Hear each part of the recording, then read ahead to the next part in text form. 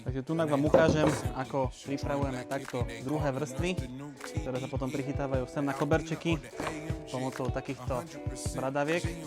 Tak ako na to robíme dierky. Zoberieme si kladivo, normálne tomu natločieme. Pozrieme sa na to. Krásne dierky zrobené. V ďalšom kroku musíme už len ponabíjať tieto bradavky na svoje miesta.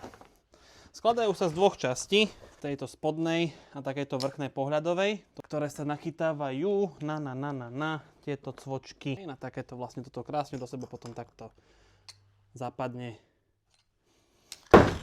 A máme ho tam. Parádne drží. Takže takto sa prichytávajú bradavečky na druhú vrstvu.